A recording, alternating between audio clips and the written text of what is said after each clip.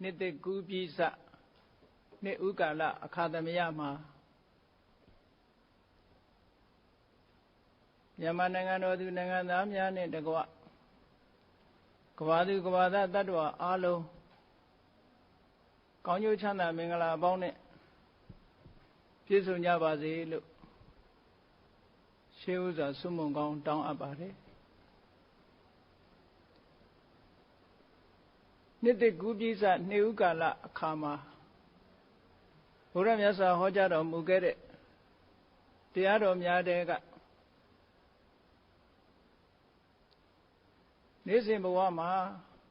the Sindhi Lina Jindong Vido Chana Dukari Yashibu Yandre Hojatare Todamyao Yuche Vido Digni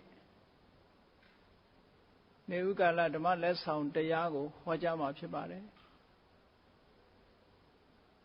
Logashi Ludari Aloha Ne Hong Kong Dai, Ne Hong Kong Dai Nideko Chuso Jabi Nide Mingala Akadamiyama Kanyu Chanarigu, Myolin Down Dajara Tamada the Kulu Shinibare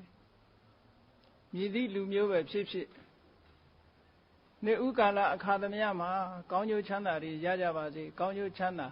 Mingala Bon in Piso Yabazi, the Udu, Sumongang Chui Bido.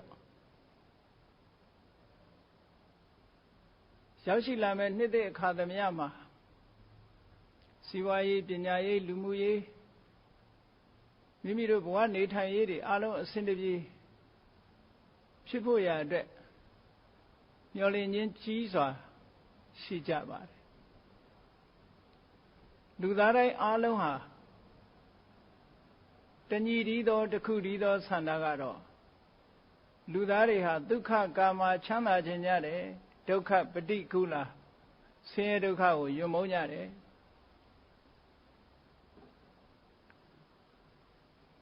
Chana Janyari Adreja Chana go Nila, Amumu, Shajan Bido, Chana Duka Yashi, a dread, Juban Ato Nijara, Sipa. Todole Chana Dukago Saya Simane, a Joundiagada Pinaina Pilu. The Chujo, the Joundiamyaha Chana Dukago, Mabinaimu. Mabina ne Joundiamiago. Lekan Jindoni me solution, Mimiro Mumane Chana Dukago, Miyashi Bene. Dokari Pinle Wijaya, Tadwari, a Chini, Delu Shiva. Tajamulu Yasabiaga Chana Duka, Yachine Buguri, the guest Simane Chana Dukago, Pin 9 de a Joundiamiago. A Yin Jaja, Turu Dodanima, Hobyo Tara Shiva. Ludari Myolinje Lu in Sanda Chongong Biro Biome solution Lurai Ha Siwa Osa Dude Chenyare Chanda Jewa Chenyare Da Ludare Yolin Down Dajare Sanda de Kube Nide Akadamia Maleve E bigger than Nide Yakunema Siwa Ye de Pukong Lare Pukong Lali me so that Myolinja di Shija. Shoot on Mumugani Chibido, Birin Sayamya Sade Buguri, Hobyo Jema, Ion Saibido, Luria, Myolinja di Jiso Tajad. Longere Nide, a Kukupion Lare, Nideha, Siwaye Pukong me, Dilu Myolinja. E Buddha Yasaga. Sibwa Chanda Janyara, Lurai, Myolinja de Kuba. Todo to Myolinja, Lurai, the last of Mayana Mood. Pajam Mayana in Adonsoro, Mangane, Jow, Mangane, Lanyo Moma Mashout Nine Lobabe. Pajam Sibwa Chanda, do that 9 days so that Mangane, John Diago, Lurai, Shadow, Keba. Now Sanda de Kuba, လူလောကမှာဂုဏ်ရှိတရေရှိနာမည်ကျော်ကြားတဲ့ပုဂ္ဂိုလ်ဖြစ်ခြင်းတယ်ဒါလည်းလူတွေရဲ့စီးပွားဥစ္စာရှိပြီးတဲ့နောက်မှာမျှော်လင့်ချက်တစ်ခုပါပဲထပ်ပိုးလာတဲ့မျှော်လင့်ချက်တစ်ခုအဲ့ဒီမျှော်လင့်ချက်ဟာလူတိုင်းမျှော်လင့်တဲ့အတိုင်းဖြစ်သလားဆိုတော့မဖြစ်နိုင်ဘူးအမတန်ဖြစ်ခဲတဲ့အရာတစ်ခုဖြစ်ပါတယ်စီးပွားဥစ္စာတိုးတက်ဖို့မျှော်လင့်တယ်နာမည်ကျော်ကြားပြီးတော့ဂုဏ်သတင်းကြီးထွားဖို့မျှော်လင့်တယ်နောက်တစ်ခုလိုအပ်ချက်ဘာချမ်းနေသလဲလို့ဆိုရင်စီးပွားဥစ္စာတွေလည်းတိုးတက်တယ်ဂုဏ်သတင်းလည်းကျော်ကြားတယ်လူတွေရဲ့ဆန္ဒပြီးသွားပြီလားဆိုမပြီးသေးဘူးနောက်ထပ်ဘာမျှော်လင့်မြန်တော့ဆိုရင်ချမ်းချမ်းမာမာနဲ့အသက်ရှိခြင်းကြတယ်ဒါတတိယမျှော်လင့်ချက်တစ်ခု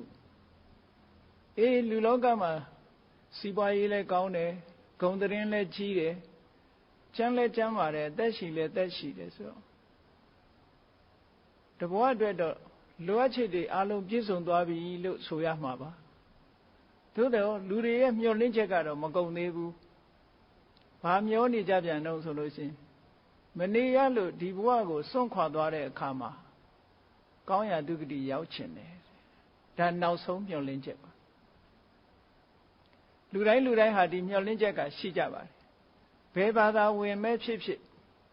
ဗုဒ္ဓဘာသာဝင်နေတာမဟုတ်ဘူးဒီဘဝကမနေရလို့ဇတ်သိမ်းဘဝတစ်ခုဇတ်သိမ်းသွားတဲ့အခါမှာကောင်းရာဒုက္ခတိရောက်ဖို့ဆိုတဲ့မျှော်လင့်ချက်ဟာဒါနောက်ဆုံးမျှော်လင့်ချက်လို့ပြောရမှာပါလူသားတွေဟာကမ္ဘာပေါ်မှာရှိတဲ့လူသားတွေအားလုံးဟာဒီမျှော်လင့်ချက်နဲ့နှစ်ပေါင်းများစွာနေထိုင်နေကြတာဖြစ်တယ်ဒါကြောင့်မို့လို့နှစ်ဟောင်းတစ်ခုကုန်လို့နှစ်သက်တစ်ခုကျုံလာတိုင်းဒီလိုမျှော်လင့်ချက်တွေကိုကြီးစွာထားပြီးတော့လာကြတယ်လူလောကမှာချမ်းသာဖို့အစစအရာရာအစဉ်ပြေဖို့ဆိုတဲ့နေရာမှာဘယ်လိုဟာတွေကချမ်းသာတာတော့ချမ်းသာဒုက္ခဆိုတာလူတွေကမျှော်လင့်ချက်အတိုင်းရလာတဲ့အခါမှာဘယ်လိုချမ်းသာမျိုးတွေရတယ်လဲလူတွေရရှိနိုင်တဲ့ချမ်းသာကိုလည်းမြတ်စွာဘုရားကဟောကြားထားတာရှိတယ်နံပါတ်1လူတွေရရှိလာတဲ့မျှော်လင့်ချက်အတိုင်းအောင်မြင်လာလို့ရရှိလာတဲ့ချမ်းသာကအဋ္ဌိဒုက္ခရှိချမ်းသာတဲ့ရှိချမ်းသာဆိုတာကိုယ်မှာစီးပွားဥစ္စာတွေအစဉ်ပြေလို့ပစ္စည်းဥစ္စာတွေရှိတယ်စိန်ရွှေရတနာတွေရှိတယ်လိုအပ်တာမှန်သမျှလူဘဝလိုအပ်ချက်မှန်သမျှကိုယ်မှာပြည့်ပြည့်စုံစုံရှိတယ်အဲ့ဒီပြည့်ပြည့်စုံစုံရှိတာကိုအကြောင်းပြုပြီးတော့ဒုက္ခသောမနတကိုချမ်းသာမှုစိတ်ချမ်းသာမှုလေးတွေရကြတယ်ဒါကိုမြတ်စွာဘုရားကအဋ္ဌိဒုက္ခရှိလို့ရတဲ့ချမ်းသာမျိုးတဲ့ဒါလူတွေခံစားရတဲ့ချမ်းသာတစ်ခုပဲရှိလို့ရတဲ့ချမ်းသာကရှိတော့ပဲချမ်းသာနိုင်တာမရှိတော့ဘူးဆိုလို့ရှိရင်ချမ်းသာဒုက္ခလည်းပဲဆုံးရှုံးသွားနိုင်တယ်ဒါကြောင့်မို့လို့တည်မြဲတဲ့အရာတော့မဟုတ်ဘူးရှိနေတုန်းမှာခံစားရတဲ့ဒုက္ခမျိုးတဲ့အဋ္ဌိဒုက္ခနောက်လူတွေအခါအားလျော်စွာရတဲ့ချမ်းသာဒုက္ခတစ်မျိုးကဘာတုံးဆိုရင်ဘောခဒုက္ခအသုံးပြုရတဲ့ချမ်းသာအသုံးပြုရလို့ဖြစ်ပေါ်လာတဲ့ချမ်းသာတိုက်ရှိလို့တိုက်နဲ့နေရတယ်ကားရှိလို့ကားစီးရတယ်ပစ္စည်းဥစ္စာတွေရှိလို့ပစ္စည်းဥစ္စာတွေကိုအသုံးပြုပြီးတော့မိမိလိုချင်တာတွေရတယ်မိမိလိုရင်ဆန္ဒတွေဖြည့်တင်းလို့ပစ္စည်းဥစ္စာတွေသုံးစွဲလို့စိတ်ချမ်းသာမှုကိုချမ်းသာမှုလေးတွေရအဲ့ဒီစိတ်ချမ်းသာမှုကိုချမ်းသာမှုတွေဟာဘောဂဒုက္ခလို့ခေါ်တယ်ရလာတဲ့ပစ္စည်းဥစ္စာကိုသုံးစွဲရခြင်းကြောင့်ဖြစ်ပေါ်လာတဲ့ချမ်းသာတဲ့ဒီချမ်းသာမျိုးကိုလည်းပဲလူတွေခံစားကြရတယ်ပေါ့ဒါလည်းပဲသုံးစွဲနေတဲ့အချိန်အမတန်တူတောင်းတဲ့ချမ်းသာဒုက္ခလို့ခေါ်ရမှာပါသုံးစွဲတဲ့အချိန်မှသာရတာအသုံးမပြုနိုင်ဘူးချမ်းသာရေးကြောင့်တော်၎င်းအခြေအနေတစ်မျိုးမျိုးကြောင့်တော်၎င်းအခြေအနေမပေးလို့တော့ကြောင့်၎င်း မသုံးဆွဲရဘူးဆိုရင်ဒီချမ်းသာဒုက္ခလည်းအလွယ်တကူနဲ့ဆုံးရှုံးသွားတဲ့ချမ်းသာဒုက္ခမျိုးဖြစ်တယ်ဒါကြောင့်မို့ဒါလည်းခိုင်မာတဲ့ချမ်းသာမျိုးတော့မဟုတ်ဘူးလူတွေရရှိတဲ့ချမ်းသာတစ်မျိုးပဲနောက်တစ်ခုကဘာတော့ဆိုရင်လူတိုင်းဟာအစင်မပြေလို့ဖြစ်စေစီးပွားရေးတိုးချဲ့လို့ဖြစ်စေကျွေးတင်နေတတ်တာတွေရှိတယ်ကျွေးရှိနေတဲ့ပုဂ္ဂိုလ်ဒီကျွေးပေါ်မှာအမြဲတမ်းစိတ်ပူပန်ကြရတယ်တချို့နိုင်ငံတွေမှာဆိုလို့ရှိရင်ကျွေးယူပြီးတော့အလုပ်လုပ်ကြတာဖြစ်သောကြောင့်လူတွေရဲ့စိတ်ထဲမှာအမြဲတမ်းဖိစီးနေတယ်ကျွေးတွေကိုပုံမှန်ပေးနေဖို့ရာအတွက်အမြဲတမ်းစိတ်ဟာဖိစီးနေတယ်လာစဉ်မြည်မြဆက်နေရမယ်ဆိုတဲ့ကျွေးတွေရှိနေသည့်အတွက်ကြောင့်အလောက်ကကိုအနားမယူနိုင်မဲနဲ့အလုံးနဲ့လူနဲ့မပြတ်လာစဉ်ဆက်နိုင်ဖို့ရာအတွက်ကုန်းယုံပြီးတော့ကြိုးစားနေကြရတယ်အဲ့ဒါကျွေးရှိနေတဲ့ပုဂ္ဂိုလ်ရဲ့ဆင်းရဲမှုပဲအေးသူများစီကကျွေးမရှိဘူးဆိုတဲ့ပုဂ္ဂိုလ်ကြတော့အာနနယဒုက္ခလို့ခေါ်တယ်ကျွေးကင်းတဲ့ချမ်းသာသူများစီပေးဆက်เสียကျွေးမရှိဘူးကျွေးမရှိသည့်အတွက်ကြောင့်နားကျင်တဲ့အခါနားမယ်သွားကျင်တဲ့အခါသွားမယ်ကျွေးမရှိသည့်အတွက်ကြောင့်ခုနလိုစိတ်ထဲမှာပူလောင်နေတာမျိုးမရှိဘူးကျွေးကင်းတဲ့ချမ်းသာဟာလေလောကမှာတခါတရံလူတွေရနိုင်တဲ့ချမ်းသာမျိုးဖြစ်သည့်အတွက်ကြောင့်အာနနယဒုက္ခတဲ့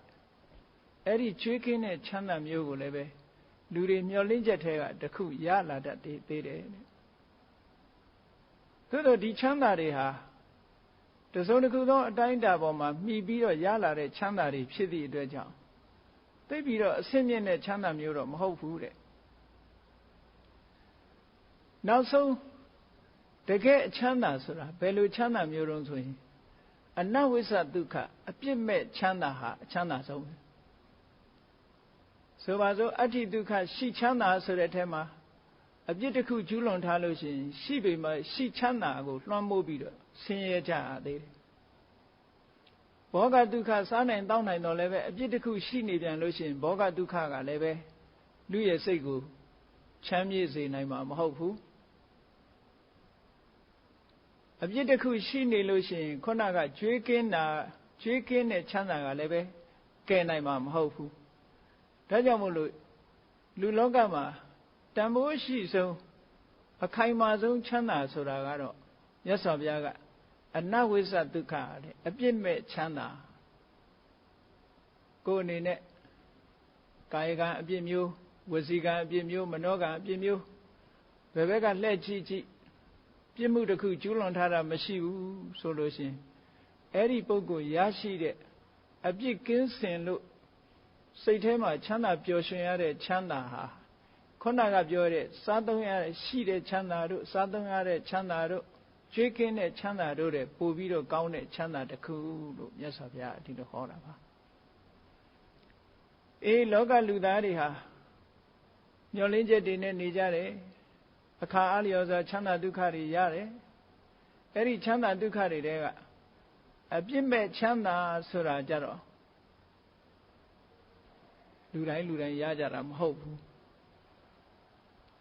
ရှိချမ်းသာခံစားတဲ့လူလည်းအပြစ်မဲ့ချမ်းသာရခြင်းမှရတယ်သုံးဆောင်မှုချမ်းသာဆိုတဲ့ဘောဂဒုက္ခကိုခံစားနေရတော့လည်းပဲအပြစ်မဲ့ချမ်းသာရခြင်းမှရတယ်အာနနယဒုက္ခလို့ကျွေးကင်းချမ်းသာခံစားနေရတော့လည်းပဲအနဝိဇ္ဇဒုက္ခဆိုတဲ့အပြစ်မဲ့ချမ်းသာမျိုးရခြင်းမှရတယ်အပြစ်မဲ့ချမ်းသာဒီချမ်းသာ၄မျိုးမှာတော့အကောင်းဆုံးသောချမ်းသာမျိုးဖြစ်ပါတယ်အေးလူလောကမှာအတိုင်းအတာတစ်ခုအားဖြင့်လူတွေရဲ့မျှော်လင့်ချက်တွေလိုအင်ဆန္ဒတွေနှစ်သက်ခါသမျှမှာအမျိုးမျိုးဖုံဖုံတွေးတောပြီးတော့မျှော်လင့်ပြီးတော့နေကြတာ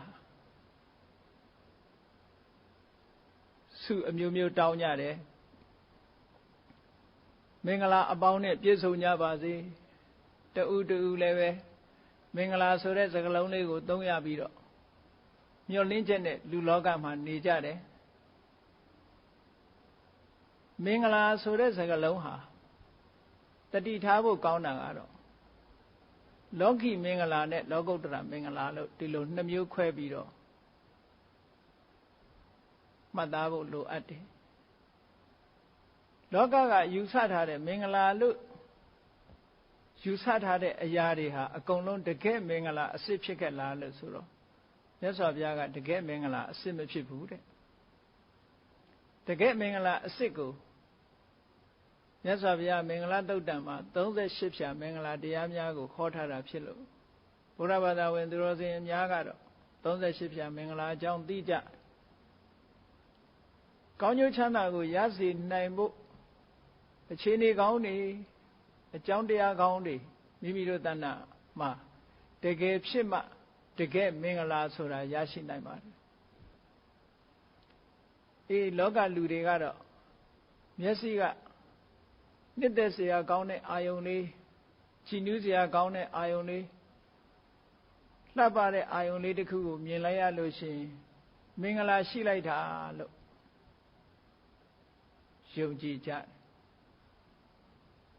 နားကตายရတဲ့အတန်ကိုကြားတယ်ကောင်းသတင်းကြားရတယ်မင်္ဂလာရှိလိုက်တာလို့ယူဆကြတယ်ထို့တူပဲနှာခေါင်းကတို့လျှာကတို့ခန္ဓာကိုယ်အထီးတွေ့တို့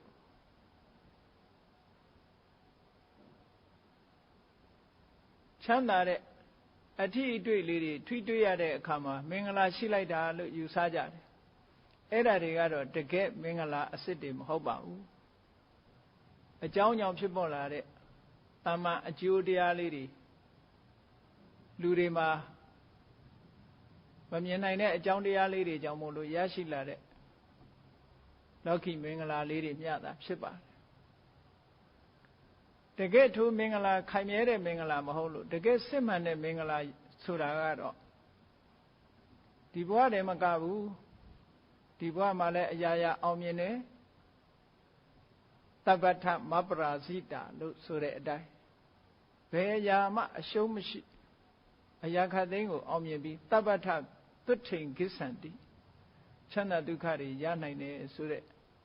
တကယ်စစ်မှန်တဲ့အကြောင်းတရားတွေကိုအခြေခံပြီးတော့ဖြစ်ပေါ်လာတဲ့မင်္ဂလာကမှတကယ်မင်္ဂလာအစစ်လူတွေယူဆတဲ့မင်္ဂလာကတကယ်မင်္ဂလာအစစ်မဟုတ်ဘူးသို့တော့လောကလူတွေကမင်္ဂလာနဲ့ကံတရားလို့နှစ်ခုခွဲပြီးတော့ပြောတဲ့အခါမှာဘုရားမြတ်စွာကိုကိုးကွယ်စိတ်ကတဲ့ဥပဒကဥပတိကမ္မများအနေနဲ့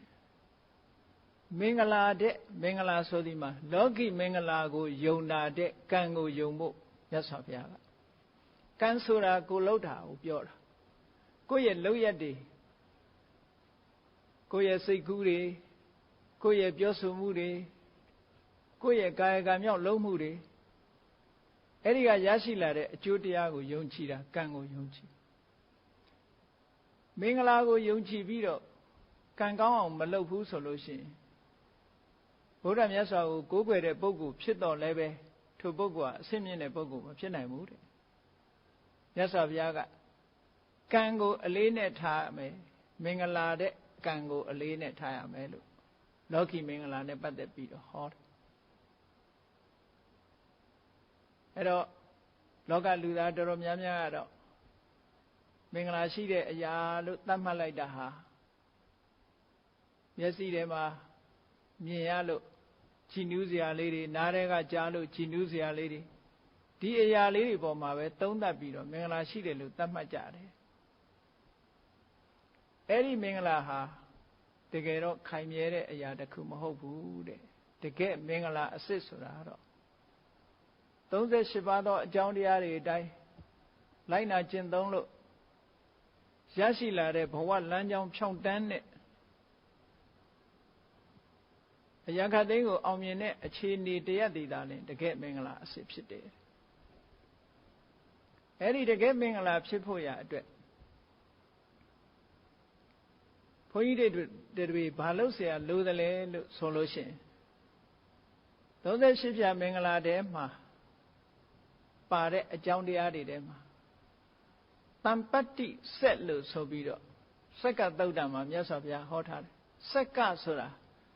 အကြောင်းကျိုးဆက်သွယ်ပြီးလီပတ်ပြီးဖြစ်တတ်တဲ့သဘာဝတရားကိုစက္ကလို့ခေါ်တယ် တခုနဲ့တခုဆက်ဆက်ပြီးတော့မှဖြစ်လိရှိတဲ့သဘာဝတရားအဲ့ဒါကိုတမ္ပတ္တိဆက်အဲ့ဒီတမ္ပတ္တိဆက်လေးချက်ညီအောင်ကျင့်သုံးသွားမယ်ဆိုလို့ရှိရင်လူတွေရဲ့မျှော်လင့်ချက်တွေလူတွေရရှိတာတဲ့ချမ်းသာဒုက္ခတွေဒါတွေဟာသာဝရခိုင်မြဲပြီးတော့မိမိမျှော်လင့်ချက်အတိုင်းအောင်မြင်နိုင်ပါတယ်တဲ့တမ္ပတ္တိဆက်၄မျိုးဆိုတာတခြားမဟုတ်ပါဘူးနံပါတ်1ကပฏิရူပဒေသဝါဒသင်တင်လျောက်ပတ်ကောင်းမြတ်သောအယတ်မှနေခြင်းဆိုတာလူတွေဟာမိမိဘယ်နေရာမှာပဲမွေးကိုယ်နဲ့တင့်တော်တဲ့နေရာကိုရွေးချယ်ဖို့ဆိုတာအမှန်တမ်းအရေးကြီးပါတယ်ပฏิရူပဒေသဝါဒဆိုတဲ့နေရာမှာလည်းပဲအစဉ်စဉ်မိမိတို့ဆောင်ရွက်လုပ်ကိုင်တဲ့ကိစ္စအားလျော်စွာခွဲခြားမှတ်သားဖို့လိုပါတယ်စီးပွားရေးလုပ်ချင်သလားစီးပွားရေးဘက်ကတိုးတက်ချင်သလားစီးပွားရေးဘက်ကတိုးတက်ချင်တယ်ဆိုလို့ရှိရင်စီးပွားရေးကောင်းမဲ့အယောင်းဝယ်ဖြစ်ထွန်းတဲ့ဒေသမျိုးမှာနေဖို့လိုပါတယ်ဓမ္မသာလည်းအယောင်းဝယ်ကိစ္စအတွက်အယောင်းဝယ်ဖြစ်ထွန်းတဲ့ဒေသသည်ပฏิရူပဒေသဝါဒအယောင်းဝယ်အတွက်မဟုတ်ဘူးကျမ်းမာရေးအတွက်ဆိုလို့ရှိရင်တော့ရာသီဥတုကောင်းတဲ့နေရာဟာကိုယ့်အတွက်ပฏิရူပပါသင့်လျော်တဲ့ proper location ပေါ့သူဆိုင်ရာရွေးချယ်တတ်ဖို့မြတ်စွာဘုရားကတရသေးကြီးဟောတာမဟုတ်ပါဘူးကျမ်းမာရေးအတွက်ဆိုရင်ကျမ်းမာရေးကောင်းတဲ့ရာသီဥတုကောင်းတဲ့ဆရာသမားတွေပြည့်စုံတဲ့ဆရာဝန်တွေရှိတဲ့မကျမ်းမာဖြစ်ရင်ဆေးဝါးကုလို့ရတဲ့နေရာမျိုးကိုရွေးချယ်ပြီးတော့နေရမယ်တဲ့ပညာရေးအတွက်လားပညာရေးအတွက်တိုးတက်ချင်တယ်ဆိုလို့ရှိရင်ဆရာကောင်းကောင်းတက္ကသိုလ်ကောင်းကောင်း college ကောင်းကောင်းကျောင်းကောင်းကောင်းဒီလိုနေရာမျိုးတွေမှာရွေးချယ်ပြီးတော့နေဖို့လိုပါတယ်ဒါမှကိုယ့်ရဲ့မျှော်မှန်းချက်ဟာအောင်မြင်နိုင်တယ်လို့ဒီလိုဆိုတာအဲ့လိုမဟုတ်ဘူးဒုက္ခခတ်သိမ်းချုပ်ငြိမ်းရာဖြစ်တဲ့နိဗ္ဗာန်အတွက်တရားချင့်ရင်လည်းဆိုလို့ရှိရင်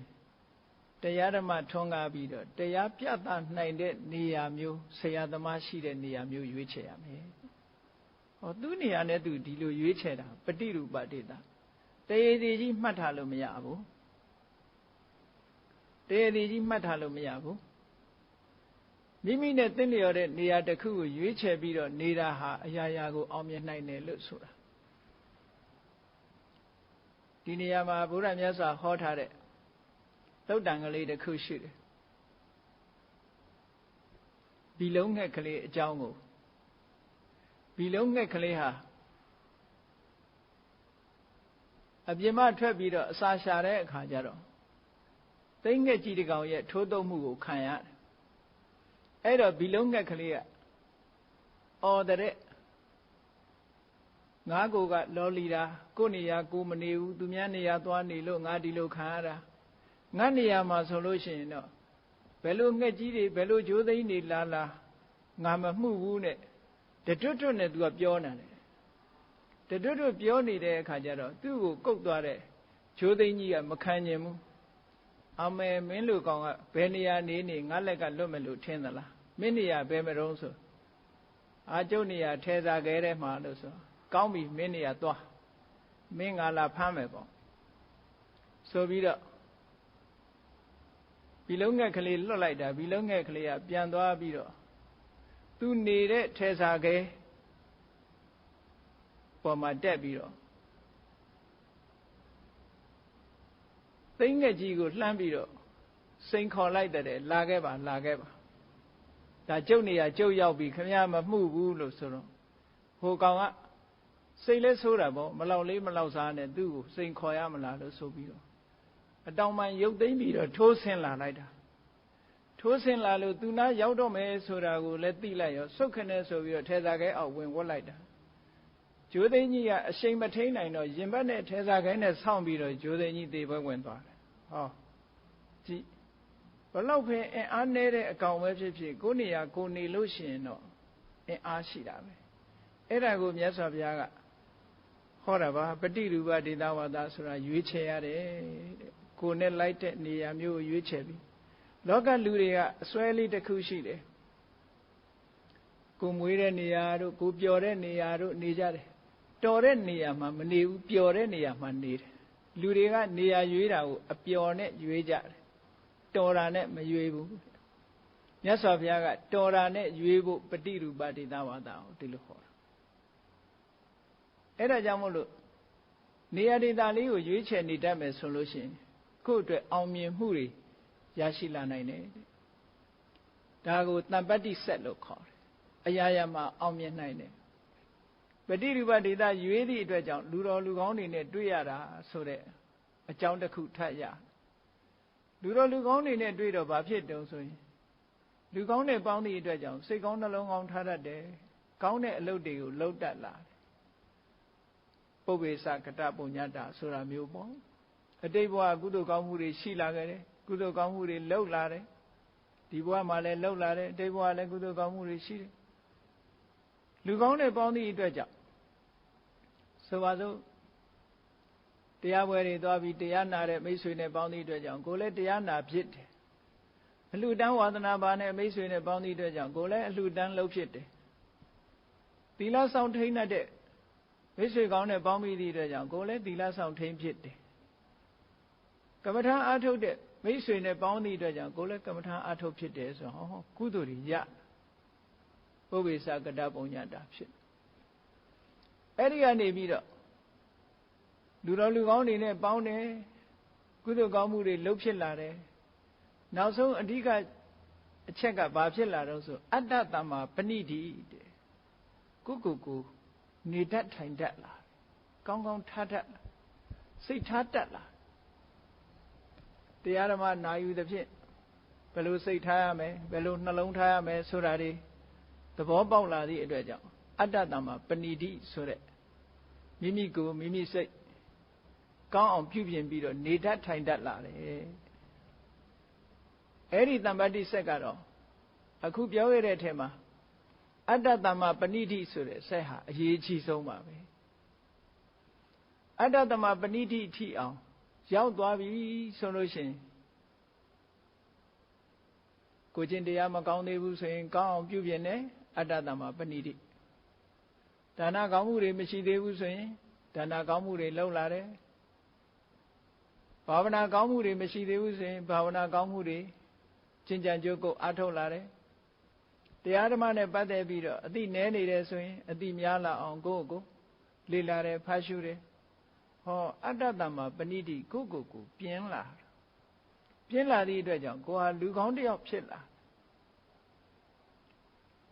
အရေးကြီးဆုံးက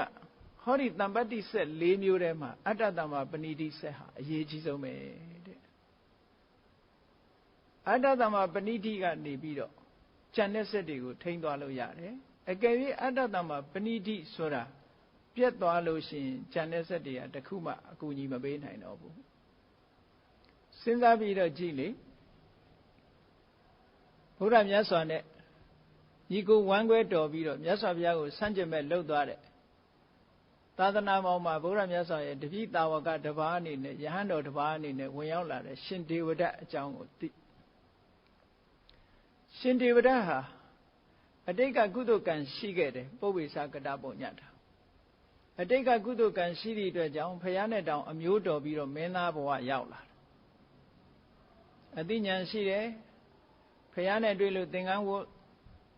သည့်အတွက်ကြောင့်တရားဓမ္မကျင့်တဲ့အခါမှာဇံအဘိညာဉ်တွေရတယ်တကောဣတိပတ်တွေနဲ့ပြည့်စုံတယ်တာမန်ပုဂ္ဂိုလ်မဟုတ်ဘူးနော်ပုပ္ပေသကတပုညတာရှိတယ်မြတ်စွာဘုရားပွင့်တဲ့ဒေသမှာလည်းဖြစ်တယ်ဘုရားဖွားတော်မူတဲ့ကပိလဝတ်နဲ့မလန်းမကမ်းမှာရှိတဲ့ဘုရားရဲ့ဇာတိဒေသဖြစ်တဲ့ကပိလဝတ်နဲ့မလန်းမကမ်းမှာရှိတဲ့ဒေဝဒဟဆိုတဲ့နေရာမှာသူမိသားစုနေထိုင်တာဖြစ်တော့ပฏิရူပဒေသဝါဒပဲသင်လျော်တဲ့အရပ်မှာလည်းသူနေတယ်ရှေးကလည်းကုသိုလ်ကောင်းမှုရှိတယ်သင်တော်တဲ့အရပ်မှာလည်းနေတယ်မြတ်စွာဘုရားနဲ့ရှင်သာရိပုတ္တရာစတဲ့သူတော်ကောင်းတွေနဲ့လည်းသူတွေ့တယ် တွေးလို့တရားကျင့်လို့စာပေညင်နေထိအောင်ပေါက်ရောက်အောင်မြင်ခဲ့တယ်သို့တော့ကိုပြုပြင်ထိမ့်သိမ့်မှုဆိုတာမရှိဘူးစိတ်ကောင်းနှလုံးကောင်းထားပြီးတော့တရားဓမ္မဆက်လက်ပွားများရမှာမပွားများပဲနဲ့မြတ်စွာဘုရားကိုအန်တုလာတယ်ဘုန်းတကူချီးကျင်လာတယ်ဖြတ်လန်းကဘုရားဖြစ်ချင်လာတယ်ဆိုတာတွေနဲ့အတွေးအခေါ်တွေမှားပြီးတော့အတ္တတမ္မပဏိတိဆက်ဖြစ်ပြတ်သွားတာနဲ့တပြိုင်နက်ရှင်ဒေဝရရဲ့အခြေအနေတစ်ခုဟာနော်ယဟန်ဘဝကနေပြီးတော့နောက်ဆုံးအချိန်မှာမြေမြူပြီးတော့အဝိစီးငရဲကျသွားသည့်အထိအောင်ဒုက္ခတွေကြုံရတယ်ဟောဒီတမ္ပတ္တိဆက်၄ပါးထဲမှာတကယ်အရေးကြီးဆုံးဆက်ဟာအတ္တတမ္မပဏိတိဆက်ပါပဲအတ္တတမ္မပဏိတိဆိုတဲ့ကိုယ်စိတ်ကိုပြုပြင်ပေးတာကိုယ်ထိမ့်သိမ့်တာဆိုတာအရေးတကအရေးကြီးဆုံးထဲမှာထိတ်ကပ်နေတဲ့အကြောင်းတရားတစ်ခုပါဒါကြောင့်မို့မြတ်စွာဘုရားလူတွေရဲ့မျှော်လင့်ချက်တွေလူတွေရရှိခြင်းနဲ့ချမ်းသာတွေအဲ့ဒီချမ်းသာတွေမျှော်လင့်ချက်တွေရကျင်တယ်ဆိုလို့ရှိရင်တဲ့လူတွေရဲ့တဏ္ဍာမှာဘာပြည့်စုံအောင်လုပ်ရမလဲလို့ဆိုရင်နံပါတ်1တတ္ထတမ္ပရာတရားတရားနဲ့ပြည့်စုံအောင်လုပ်ရမယ်တရားဆိုတာ confidence ကိုလုပ်တဲ့လုပ်ငန်းအပေါ်မှာစိတ်ဝင်စားတာယုံကြည်တာကုသိုလ်တရားနဲ့ပတ်သက်ပြီးတော့စိတ်ဝင်စားတာယုံကြည်တာတတ္ထလို့ခေါ်တယ်အဲ့ဒီတတ္ထတရားဟာအမတန်မှအရေးကြီးတယ်တတ္ထတရားရှိလာပြီဆိုရင်ခုနမျှော်လင့်ချက်တွေအတိုင်းဖြစ်လာပါတယ်တရားတရားရှိလာတဲ့ပုဂ္ဂိုလ်တယောက်သည်စိတ်ကြည်နူးတယ်စိတ်ကြည်သည့်အတွက်ကြောင့်ကောင်းတဲ့အလုပ်တွေစိတ်ဝင်စားလာတယ်ဒါနကောင်းမှုတွေလုပ်တယ်သီလတွေစောင့်တည်တယ်ကမ္မထဘာဝနာတွေပွားများအထုတ်တယ်ကောင်းတာတွေလုပ်သည့်အတွက်ကြောင့်ကောင်းကျိုးချမ်းသာတွေရလာနောက်တစ်ခုအရေးကြီးတာကဘာလို့ဆိုရင်သီလတမ္ပရာကိုချင်းတရားကောင်းဖို့လိုတယ်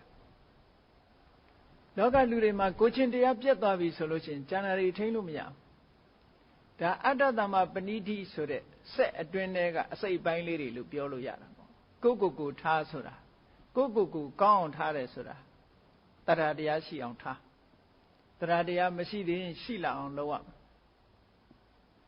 ကောင်းတာလုပ်ရင်ကောင်းတာဖြစ်တယ်မကောင်းတာလုပ်ရင်မကောင်းတာဖြစ်တယ်ကံကံရဲ့အကျိုးကိုယုံကြည်တယ်လက်ခံတယ်ဆိုတဲ့